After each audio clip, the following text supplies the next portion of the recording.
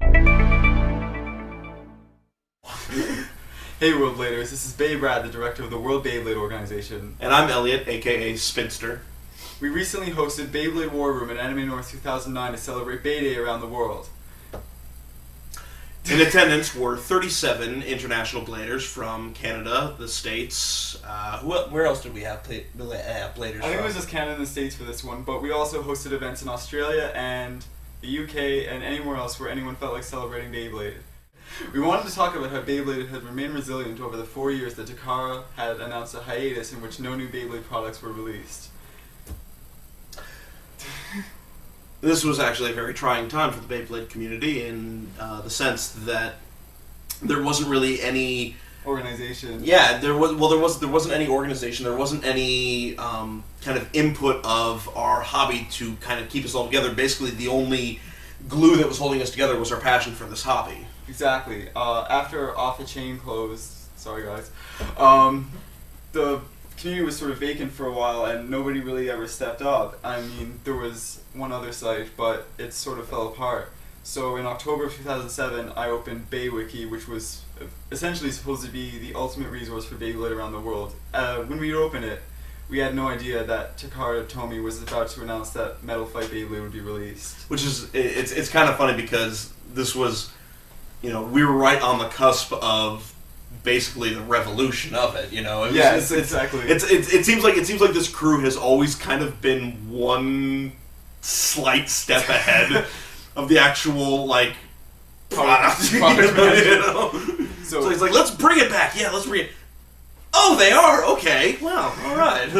When I'd opened BeyWiki, I never really expected that it would ever reach past maybe 300 or 400 members, and as we're doing this video now, we're on the verge of hitting 1,500. I mean, October of 2008, we decided that we were just growing so fast and so quickly that we'd turn BeyWiki into just the encyclopedia section of the site, and we'd reform as the World Beyblade organization with international ranking system for bladers around the world, and just... It really has brought all of you together, honestly. And exactly. I mean, I'm not as active on the site as I used to be, but I do watch, and I am absolutely amazed at the unity that has occurred throughout the community that has brought everyone together under the system that you didn't create the ELO system, but you brought it to this community. Exactly. ELO is traditionally used for chess and card games and stuff like that, and I thought, well, if it can be applied to any game that requires skill and some sort of competitive aspect, then we can bring it to Beyblade as well, and that's exactly what we've done, and now anyone can play all around the world and basically show the world how good they are. And put it right up there on the site for everyone to see, here's where I stand amongst the bladers, and here is... I mean, we wanted to give players some, a sense of accomplishment. Yeah, motivation and a sense of accomplishment. An initiative to go out there and keep spinning, and... We wanted to... Find me a better verb. I mean, everyone's importing Beyblades from Japan right now. So except for those of you who live in Japan. Now, Takara Tomy recently announced that in 2010, Hasbro will be releasing Metal Fight Beyblade worldwide.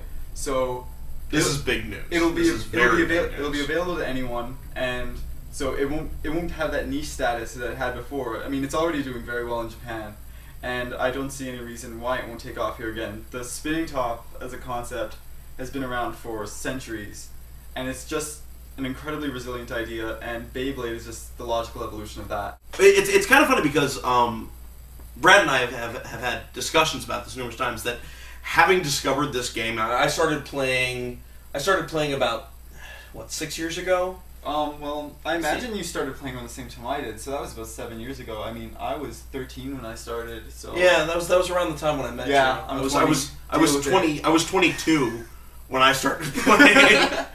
Well, so I missed out on the entire old school tournament scene because I was too old for it, but... well, technically I was 2, but I mean, I can I was able to pass off this. Well, I was not because of this nonsense But, right I mean, here. the thing is, people had this impression that Beyblade was this children's game, and it most definitely is aimed at children. I don't want to detract from our patheticness by trying to insinuate that this game isn't aimed at children.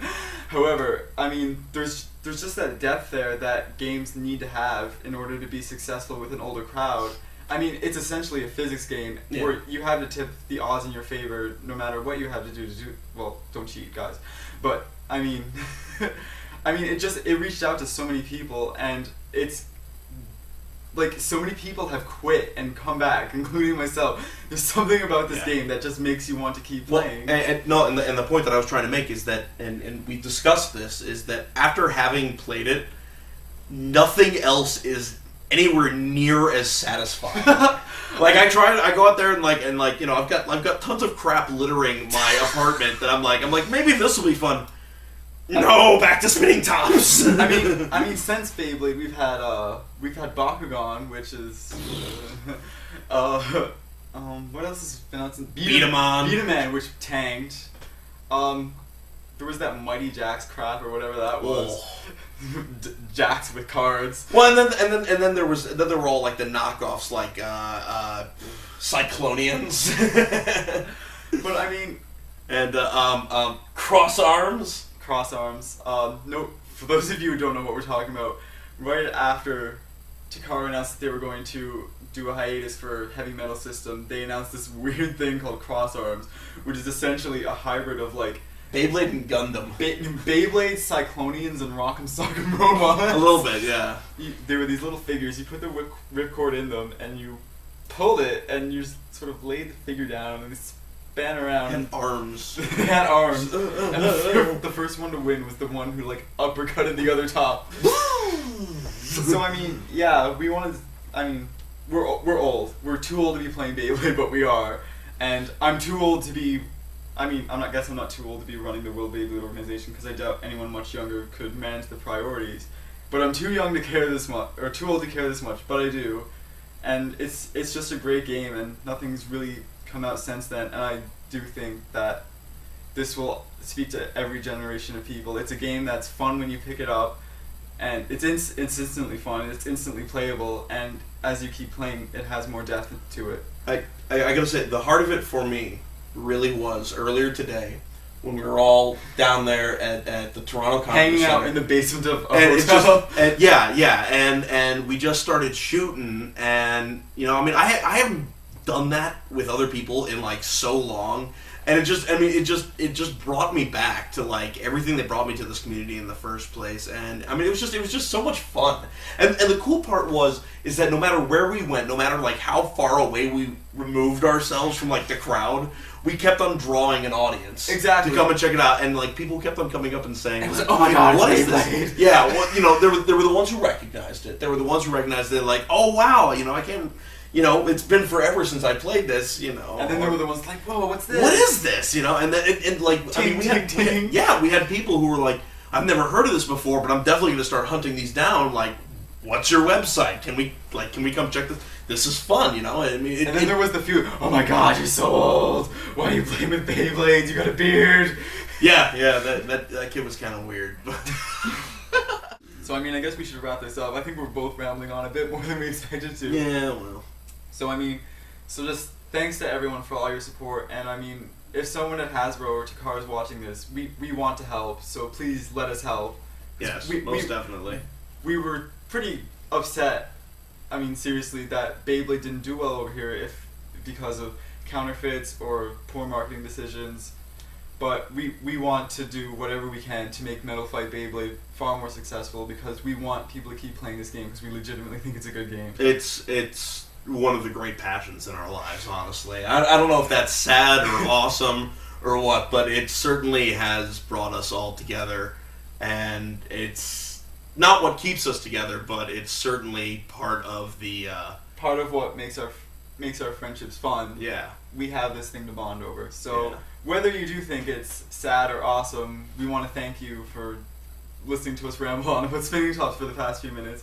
And I mean, please check out the footage that we have from Beyblade War Room and from Spin-Off. and any other videos that we have on our channel. This is Beyblade from the WBO. And Elliot, Spinster. Spinster from the WBO. Thanks for watching. Bye.